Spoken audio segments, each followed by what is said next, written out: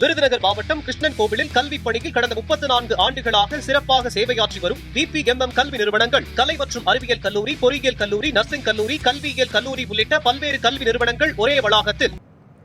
புதிய நீதிபதிகள் நியமனத்தில் சமூக நீதி பின்பற்றப்படவில்லை என மதுரையில் வழக்கறிஞர் வாஞ்சிநாதன் குற்றம் சாட்டியுள்ளார். இது தொடர்பாக செய்தியாளர்களுக்கு பேட்டியளித்த அவர், நீதிபதிகள் நியமனத்தில் கொலிஜியம் தோல்வியடைந்துள்ளதாக சந்தேகம் எழுந்திருப்பதாக தெரிவித்தார்.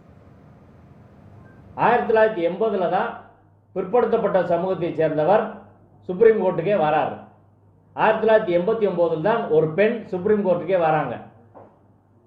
இப்படி நீதித்துறையில் பன்மைத்துவம் என்பது, எல்லாருக்கும் பிரதிநிதித்துவம் என்பது காலங்காலமாக நடக்கவே இல்லை. ஏற்கனவே 8 பேர் பிராமணர்கள் இருக்கிறார்கள், இன்னும் 2 பேரை சேர்த்து இவங்க கொடுக்குறாங்கன்னா ஒரு சமூகத்துக்கு மட்டும் எப்படி 10 பேரை நீங்கள் கொடுக்க முடியும்? தேவர், தேவேந்திரர், ஆதிதிராவிடர், அருந்ததியர், வன்னியர், கவுண்டர் இவங்க எல்லாரையும் சேர்த்தா கூட 10 பேர் கிடையாது. இது எப்படி சமூக நீதியாக இருக்க முடியும்? 133வது லா கமிஷன் ரிப்போர்ட்டில் மிக தெளிவாக எல்லா சமூகத்துக்கும் பிரதிநிதித்துவம் கொடுக்கணும் என்று சொல்கிறார்கள். அதை இந்த அரசு அமல்படுத்தவில்லை.